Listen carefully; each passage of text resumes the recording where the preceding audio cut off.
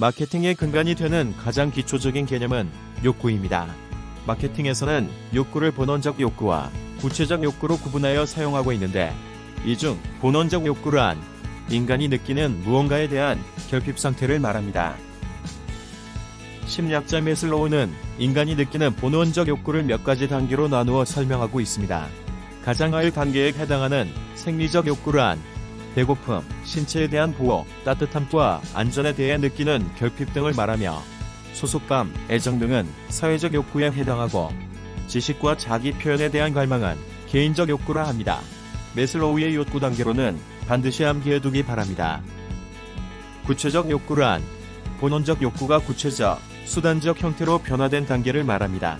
배가 고프다는 본원적 욕구가 생기면 설렁탕이나 햄버거 등의 구체적 욕구를 가지게 되며, 이로 인해 수요가 발생하는 것입니다.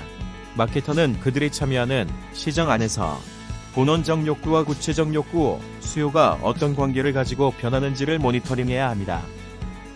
한편 시장에서 수요되는 상품들을 시장 제공물이라고 하는데, 시장 제공물, 즉 상품은 유형적 제품에 국한하지 않으며 서비스와 같은 무형적 상품을 포함한다는 것을 명심해야 합니다. 그럼 여기서 문제 하나 나갑니다. 공구 판매상이 드릴이라는 상품을 판매합니다. 어느 날 소비자가 드릴을 구매하러 방문합니다. 이 소비자의 본원적 욕구는 무엇일까요? 공구 판매상은 고객이 원하는 것이 드릴이라고 착각하기 쉽습니다. 사실 고객이 원하는 것은 드릴로 뚫을 수 있는 구멍입니다. 드릴은 구멍을 뚫고자 하는 고객의 본원적 욕구의 산물로서, 구체적 욕구는 고객의 자유의지에 의해 선택되어진 것이라는 사실을 망각해서는 안 됩니다. 본원적 욕구는 변하지 않지만 구체적 욕구는 시장 제공품들에 의해 언제든 대체될 수 있습니다. 드릴 제조사인 A사와 드릴 제조사인 B사는 서로 간의 경쟁사로서 항상 경기하지만, 구멍을 뚫을 수 있는 미래의 새로운 대안에 관해서는 무심하기 쉽습니다. 이를 마케팅 금시 아니라고 합니다. 고객 가치란 시장 제공물을 통해 고객이 누리게 되는 혜택과 가치를 의미합니다. 고객 가치가 높을수록 고객들은 높은 기대 수준을 원하게 되지만, 실망했을 경우엔 고객 만족도 크게 떨어지게 됩니다. 고객 가치라는 단어는 후의 제품 전략과 가격 전략을 설명할 때 중요한 단어이므로 반드시 기억해 두시기 바랍니다. 마케팅에서 고객 관계가 중요한 이유는 제품과 브랜드에 관한 강력한 유대감을 만들어서 보다 생산적인 관계로 발전하고자 하는 데 있습니다. 하지만 보다 현실적인 이유는 따로 있습니다. 보통 기업은 고객에게 자사 제품을 알리는데 엄청난 비용을 집행하게 되는데, 한 번이라도 자사 제품을 구매한 고객은 기업 입장에서 엄청난 비용 절감 효과를 주기 때문입니다. 한 번이라도 만족감을 느낀 고객은 기업의 홍보대사 역할을 톡톡히 해낼 것입니다. 소비자와 시장을 충분히 이해한다면 이러한 이해도를 바탕으로 고객 지향적 마케팅 전략을 수립할 수 있습니다. 이를 STP 전략이라고 합니다. STP란 마켓 세그먼테이션, 타겟팅, 포지셔닝을 말합니다. 즉, 시장을 세분화하고 표적 시장을 선정하며 표적 시장의 자사 제품을 런칭하는 과정을 말합니다. 표적 시장 내에 자사 제품을 안착시키기 위해서 목표 고객에게 제공해야 하는 고객 가치를 설계해야 합니다. 이때 설계하는 고객 가치는 고객의 욕구를 충족시키기 위해 기업이나 제품이 제공하겠다고 약속하는 편의 혹은 가치의 집합체로 표현됩니다. 제품이나 브랜드의 컨셉이 바로 가치 제안과 맥을 같이 합니다. 가치 제안을 설계할 때 반드시 알아야 할 개념이 있습니다. 첫째, 일관성의 법칙. 둘째, 컨셉과 퍼포먼스. 셋째, 지각된 고객 가치. 넷째, 비용과 혜택 가치 만족. 위의 4가지 개념은 마케터가 가져야 할 중요한 덕목들이므로 잘 이해하고 실천해 나가야 합니다. 첫째, 일관성의 법칙. 가치 제안은 브랜드나 제품의 컨셉으로 설계되어 미디어를 통해 고객들에게 전달됩니다.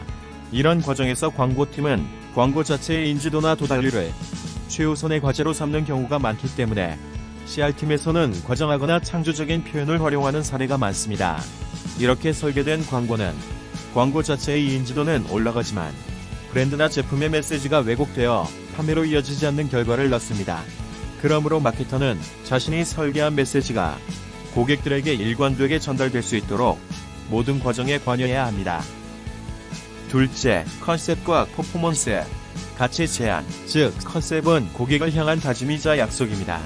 고객은 마케터가 약속한 메시지를 믿고 제품을 구매하는 것입니다. 제품을 사용해 본 결과 기대보다 못하다면 그 고객은 큰 실망을 하게 될 것입니다.